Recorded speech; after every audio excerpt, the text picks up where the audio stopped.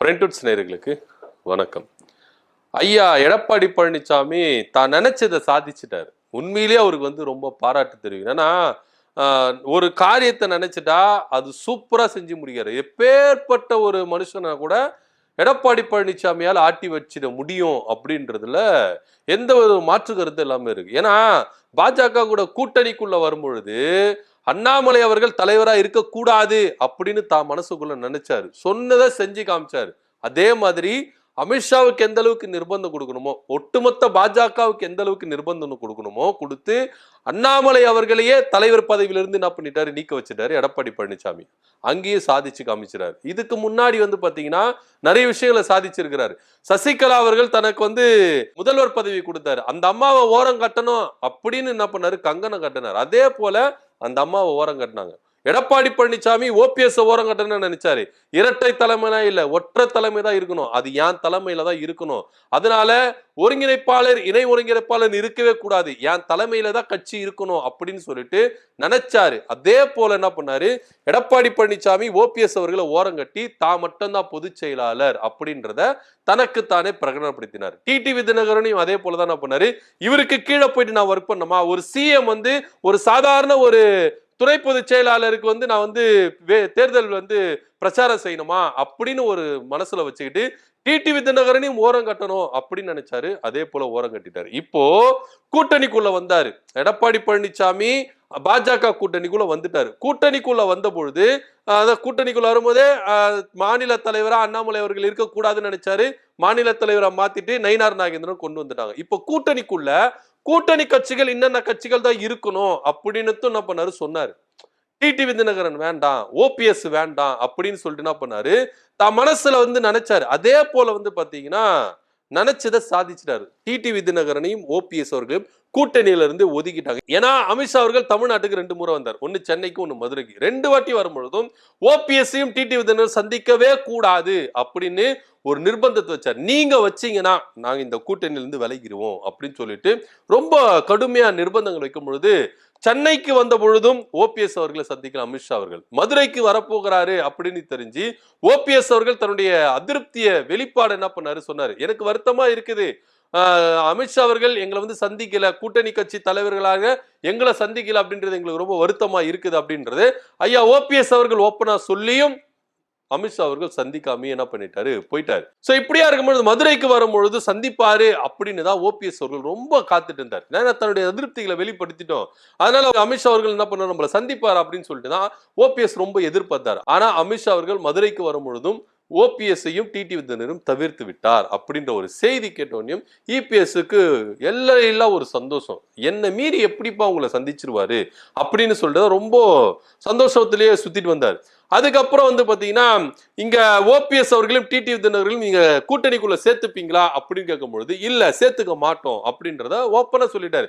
கூட்டணி கட்சிகள் இந்த சுற்றுப்பயணத்தை மேற்கொள்ளும் போது கூட்டணி கட்சிகள் எல்லாருக்கும் என்ன பண்ணாங்கன்னா அழைப்பு கொடுத்தாங்க. ஆனா டிடிவி தினகரனுக்கும் ஓபிஎஸ்க்கும் அழைப்பு கொடுக்கவே இல்லை அப்படின்னா. சோ அப்படி இருக்கும் பொழுது ஓபிஎஸ் டிடிவி தினகரன் சொன்னாங்க, நாங்க பாஜக கூட்டணியில தான் இருக்கோம், தேசிய ஜனநாயக கூட்டணியில தான் இருக்கோம், அது எந்த மாற்று கருத்து இல்லை. அவங்க சொல்லிக்கிட்டாலும் இங்க அதிமுகவும், ஏன்னா கூட்டணி கட்சிக்கு இங்க தலைமை யாருன்னா அது எடப்பாடி பழனிசாமி தான். சோ அதிமுகவும் பாஜகவும் டிடிவி தினகரனையும் ஓபிஎஸ் பெருசா கண்டுக்கவே இல்லை அப்படின்றது தான் நிதர்சனமான உண்மையா இருக்குது. இப்படி இருக்கும் பொழுது மோடி அவர்கள் தமிழ்நாட்டுக்கு வந்திருக்கிறார். தமிழ்நாட்டுக்கு வரும்பொழுது ஒரு கடிதம் எழுதுறாரு ஓபிஎஸ். நீங்க உங்களை சந்திக்கிறதுக்கு எனக்கு டைம் கொடுத்தீங்கன்னா அது என் வாழ்க்கையில கிடைச்ச பாக்கியம் அப்படின்னு சொல்லிட்டு ரொம்ப உருக்கமா என்ன பண்றாரு, கடிதம் எழுதுறாரு. ஆனா இங்க ஓபிஎஸ் அவர்களை சந்திக்கிறதுக்கு மோடி அவர்கள் தயாராக இல்லை அப்படின்னு சொல்லப்படுது. ஆனா இதுக்கு முழுக்க முழுக்க பின்னாடி யார் இருக்கிறாருன்னா ஐயா இபிஎஸ் அவர்கள் தான் மோடி அவர்களுக்கும் ஒரு செக் வைக்கிறார். என்னன்னா நீங்க ஓபிஎஸ்ஸையும் டிடிவி தினகரனும் சந்தி திருச்சிக்கு வராருங்க மோடி அவர்கள். வரும்பொழுது கூட்டணி கட்சி தலைவர் ஏசி சண்முகத்தை சந்திக்கிறாரு, ஜி.கே. வாசனை சந்திக்கிறாரு, எல்லாரையும் சந்திக்கிறாரு. அந்த தொகுதி எம்பி துரை வைகோ சந்திக்கிறாரு, அமைச்சர்கள் சந்திக்கிறாங்க, எடப்பாடி பழனிசாமி கூட போன ஒரு கே.பி. முனுசாமி, எஸ்.பி. வேலுமணி போன்றவர்கள் எல்லாமே சந்திக்கிறாங்க. ஆனா ஓபிஎஸ்ஸையும் டிடிவி தினகரனும் சந்திக்க மோடி அவர்கள் மறுக்கிறார். நேரம் கொடுக்கப்படலை. ஏன்னா இதுக்கு பின்னாடி முழுக்க முழுக்க ஐயா எடப்பாடி பழனிசாமி இருந்து என்ன பண்றாரு, ஆக்டிவேட் பண்றாரு. ஆனா எல்லாரும் நினைக்கலாம் பாஜகன்னா எடப்பாடி பழனிசாமி சொல்றதுக்கெல்லாம் தலையாற்ற பொம்மையா அப்படின்னு நினைக்கலாம். அப்படிலாம் இல்ல. பாஜகவுடைய ட்ரிக்கு இங்கதான் நீங்க வந்து என்ன பண்ணணும், ரொம்ப நுணுக்கமா நம்ம என்ன பண்ணணும், சிந்திச்சு பார்க்க வேண்டிய விஷயமா இருக்கு. ஏன்னா எடப்பாடி பழனிசாமி என்ன சொல்கிறார், நீங்க அண்ணாமலை அவர்களை நீக்கலனா கூட்டணிக்கு நான் வரமாட்டேன் அப்படின்னு சொல்றாரு. ஒரு செக் வைக்கிறார். அதுபடி அண்ணாமலையை நாங்க நீக்கிறோம், கூட்டணிக்கு வாங்க அப்படின்னு சொல்லிட்டு கூட்டணிக்கு வந்துட்டாரு. நீங்க டிடிவி தினகரனையும் ஓபிஎஸ்ஸையும் கூட்டணியில சேர்த்துக்க கூடாது, அப்படி சேர்த்துக்கிட்டீங்கன்னா நான் வெளியே போயிருவேன் அப்படின்னு சொல்றாரு. அப்படி ஒரு செக் வைக்கிறார். சரி, ஓகே, நாங்க வந்து என்ன பண்ணல, கூட்டணியில அவங்களை சேர்த்துக்கல, நாங்க வந்து அவங்களுக்கு சட்டை பண்ணாம இருக்கிறோம் அப்படின்னு சொல்லிட்டு இருக்கிறாங்க. அமித்ஷா அவர்களுக்கும் மோடி அவர்களுக்கும் நீங்க ஓபிஎஸ் அவர்களையும் டிடி தினகரனையும் சந்திக்க கூடாது அப்படின்ற ஒரு கட்டளை ஒண்ணு போடுறாரு எடப்பாடி பழனிசாமி. ஒருவேளை நீங்க சந்திச்சீங்கன்னா நான் இந்த கூட்டணியில இருக்க மாட்டேன், விரிசல் அடையும் அப்படின்ற ஒரு செக் வைக்கிறார். சோ இப்படியாய் விட்டு கொடுத்து பாஜக வருது. இது ஏன் விட்டு கொடுக்குறாங்கன்னா, நாளை பின்ன 2026 சட்டமன்ற தேர்தலில் ஒருவேளை எடப்பாடி பழனிசாமி ஜெயிச்சிட்டா கூட்டணி ஆட்சி கன்ஃபார்ம். அப்ப பாஜகவுடைய ஆட்டத்தை நீங்க பாப்பீங்க. இப்ப பாஜக விட்டு கொடுக்குதுன்னா சும்மாலாம் இல்ல, சொல்லுவாங்கல்ல, புலி பதுங்குறதுன்னா பயத்தினால எல்லாம் இல்ல, அது பாயிறதுக்கு தான் பயப்படுது. அது மாதிரி பாஜக இப்ப விட்டு கொடுத்தே போகுது. ஏன்னா 2026 ஒட்டுமொத்தமா எடப்பாடி பழனிசாமியும் அதிமுகவையும் விழுங்குறதுக்கு பாஜக விட்டு கொடுத்துட்டு போகுது. இதுல எடப்பாடி பழனிசாமி நினைக்கிறாரு, நம்ம சொல்றதெல்லாம் பாஜக தலையாட்டி கேட்கிறாங்க, மோடி வந்து என்ன பண்ணக்கூடாது, அமித்ஷா அவர்கள் ஓபிஎஸ் சந்திக்க கூடாதுன்னு சொன்னோம், சந்திக்கவே இல்லை. மோடி அவர்களும் ஓபிஎஸ் சந்திக்க கூடாதுன்னு சொன்னோம், ஆனா சந்திக்கவே இல்லை அப்படின்னு சொல்லிட்டு இங்க எடப்பாடி பழனிசாமி என்ன பண்றாரு, ஒரு செக் வைக்கிறாரு. அதன்படியே பாஜக வந்து என்ன பண்ணுது கேக்குது. இதுல பாஜக எம்எல்ஏ வந்து ஒரு விஷயம் சொல்றாரு, மோடி அவர்களுக்கு நிறைய வேலை இருக்குதுல்ல, அதனால ஓபிஎஸ் அவர்களை சந்திக்கிறதுக்கு நேரம் இல்லை அப்படின்னு. மற்றவங்களெல்லாம் சந்திக்கிறதுக்கு நேரம் இருக்குது, ஓபிஎஸ் மட்டும் சந்திக்கிறதுக்கு நேரம் இல்லையா அப்படின்னு பாஜக எம்எல்ஏ பார்த்து நம்ம கேள்வி கேட்க தோணுதுல. நயினார் நாகேந்திரனும் ஓபிஎஸ் சந்திக்கிறதுக்கு மோடி அவர்கள் நேரம் கொடுக்கப்படுகிறதா அப்படின்னு கேள்வி கேட்கும்போது அவரும் நழுவி போறாரு. சோ இங்க ஓபிஎஸ் அவர்களை ஒட்டுமொத்தமா என்ன பண்றாங்க, அவாய்ட் பண்றாங்க பாஜக. இதுக்கு பின்னாடி இருந்து இயக்குறது யாருன்னா ஐயா இபிஎஸ் அவர்கள் தான். இபிஎஸ் அவர்கள் ஆணவத்தின் உச்சத்துக்கு போகிறார் அப்படின்னு சொல்லிட்டு தான் ஓபிஎஸ் உடைய ஆதரவாளர்களா கொந்தளிச்சு இருக்கிறாங்க. ஏன்னா ஓப்பனாவே கேட்டு பார்த்துட்டாங்க, சார் ஓபிஎஸ் உடைய ஆதரவாளர் தயவு செய்து உங்க காலில் விழுறோம், ஓபிஎஸ் சேர்த்துக்கங்க அப்படின்னு சொல்றாங்க. ஆனா இவரு காலம் கடந்து விட்டது அப்படின்னு ஈஸியா கடந்துட்டு போயிறாரு. நிபந்தனை இல்லாம நான் சேர்ந்து சேர்றேன், ஓபிஎஸ் சொன்னார், எந்த நிபந்தனை இல்லாம நான் வந்து சேர்றேன் அப்படின்னு. காலம் கடந்து விட்டது அப்படின்ற ஒரு பதிலை என்ன பண்றாரு, வைக்கிறார். ஆனா இது எல்லாமே இபிஎஸ் உடைய அழிவுக்கு காரணம் அப்படின்னு சொல்லிட்டு தான் ஓபிஎஸ் உடைய ஆதரவாளர்கள் கொந்தளிக்கிறாங்க. உண்மையிலேயே வந்து பாத்தீங்கன்னா பாஜகவும் இபிஎஸ்க்கு படி சொல் பேச்சு கேட்கறாங்கன்னா அது வந்து என்னன்னா இபிஎஸ் முழுசா விழுங்குறது தான். அது வந்து பாஜக வந்து என்னன்னா விட்டு கொடுத்துட்டு போகுதுன்னா இபிஎஸ் சொல்றதுக்கு எல்லாம் கேட்டுட்டு போறதுக்கு பாஜக கைப்பாவையா? நீங்களே சொல்லுங்க, பாஜக எப்பேற்பட்ட ஒரு கட்சியா இருக்குது, ஒவ்வொரு மாநிலத்திலையும் ஒவ்வொரு மாநில கட்சிகளை எப்படி விழுங்கி இருக்கிறது அப்படின்றதெல்லாம் நம்ம பார்த்திருக்கோம், ஒவ்வொரு கட்சிகளை எப்படி பிரிச்சு ஆளுது அப்படின்றதெல்லாம் நம்ம பார்த்திருக்கிறோம். இப்படி இருக்கும் பொழுது இபிஎஸ் அவர்களுடைய அழுத்தத்தின் காரணமாக தான், இபிஎஸ் உடைய நெருக்கத்தின் காரணமாக தான் ஐயா ஓபிஎஸ் அவர்கள் மோடி அவர்கள் சந்திக்கல அப்படின்ற ஒரு தகவல் அரசியல் வட்டாரத்துல பரவிட்டு வருது. ஏன்னா இது நம்பப்பட வேண்டிய ஒரு விஷயமா தான் இருக்குது. ஏன்னா அமித்ஷா வரும்போதும் சந்திக்கல, ஏன்னா ஓப்பனா கேட்டுட்டார் ஓபிஎஸ் அவர்கள், உங்களை சந்திக்கிறது எனக்கு பாக்கியம், ஒரு 5 நிமிஷம் கொடுங்க சார், போதும் உங்களை சந்திக்கிறது, உங்களை வழி அனுப்புறதுக்கோ இல்ல உங்க வரவேற்கிறதுக்கோ எனக்கு அது போதும், உங்க கூட சந்திப்பு நடந்தா போதும், ஒரு 5 நிமிஷமோ 10 நிமிஷமோ எனக்கு கொடுத்தா போதும், நீங்க கொடுங்க, அது என்ன பாக்கியமா கருதுவேன் அப்படின்னு சொல்லிட்டு என்ன பண்ணிருக்காரு, ரொம்ப இறங்கி வந்து கேட்டிருக்கிறாரு. ஆனா இருந்தாலும் பாஜக ஓபிஎஸ் ஏன் இந்த அளவுக்கு வந்து மதிக்காம போறாங்க? ஏன் அவருக்கு ஒரு அங்கீகாரம் கிடைக்கும்? கூட்டணி கட்சி தலைவர் தானே சார், மத்த கூட்டணி கட்சி தலைவரால் சந்திக்கிறது உங்களுக்கு டைம் இருக்குது, ஏன் ஓபிஎஸ் மட்டும் சந்திக்கிறது உங்களுக்கு டைம் இல்ல?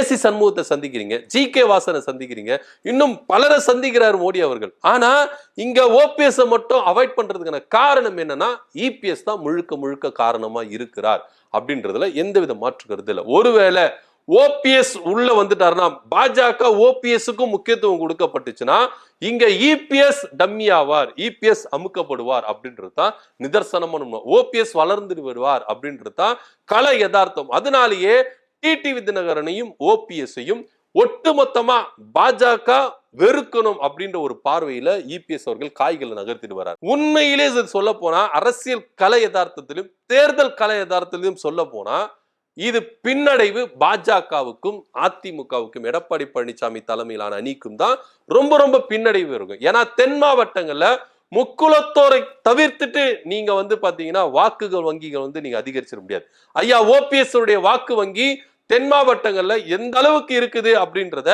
கடந்த நாடாளுமன்ற தேர்தலில் ஐயா ஓபிஎஸ் அவர்கள் சுயேட்சையா நின்று 37% பெற்றார் பாத்தீங்களா, அந்த வாக்கு சதவீதமே நம்மளுக்கு போதும்.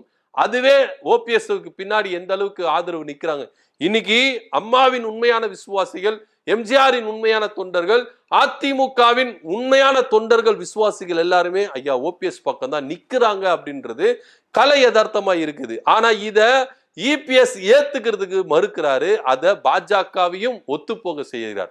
இதனால இவங்களுக்கு வந்து ரொம்ப டிராபேக்கா தான் இருக்கும் அப்படின்றதான் கலை யதார்த்தமா இருக்குது. இதுல டிடிவி தினகரனும் இங்க எப்படி சொல்றதுன்னா அவரும் ஒதுக்கப்படுகிறார். இங்க டிடிவி தினகரன், சசிகலா, ஓபிஎஸ் 3 பேரும் ஒதுக்கப்படுகிறார்கள். இந்த 3 பேரும் இல்லாமல் தென் மாவட்டங்கள்ல வாக்கு வங்கி நீங்க ஏத்திக்க முடியாது, வாக்கு நீங்க சம்பாதிக்க முடியாது, அறுவடை செய்ய முடியாது அப்படின்றதுதான் கலை யதார்த்தம், நிதர்சனம் உண்மை. பொறுத்திருந்து பார்க்கலாம் என்ன நடக்க போகுது அப்படின்றது. ஏன்னா பாஜக ஒட்டுமொத்தமா டிடிவி தினகரனையும் ஓபிஎஸ்ஸையும் ரொம்பவே என்ன பண்றாங்க, விலைக்கியே வைக்கிறாங்க. அவங்களை கிட்டே சேர்த்துக்கிறதுல ரொம்ப அவாய்ட் பண்ற மாதிரி தான் நகர்வுகள்லாம் நம்மளுக்கு என்ன பண்ணுது, காட்டி கொடுக்குது. உண்மையிலேயே வெட்ட வெளிச்சமா காட்டி கொடுக்குது. பாஜகவுடைய நகர்வுகளா இருக்கட்டும், எடப்பாடி பழனிசாமியோட நகர்வுகளா இருக்கட்டும், ஓபிஎஸ்ஸையும் டிடிவி கிட்டே சேர்த்துக்கிறதுக்கு அவங்களுக்கு வந்து என்ன பண்ணல, மனசே வரல அப்படின்றதான் உரிச்சு காட்டுது. நம்மளுக்கு கண் முன்னாடி உரிச்சு காட்டுது. என்ன நடக்குது அப்படின்றத பொறுத்து பார்க்கலாம். சோ இபிஎஸ் அழுத்தத்தின் காரணமாக, இபிஎஸ் கொடுத்த நெருக்கத்தின் காரணமாக மோடி அவர்கள் ஓபிஎஸ் சந்திக்கல அப்படின்ற ஒரு தகவல் பரவின்னு இருக்கு. இதை பத்தியோட கருத்து என்ன அப்படின்றத கீழே கமெண்ட் பண்ணுங்க. நன்றி, வணக்கம்.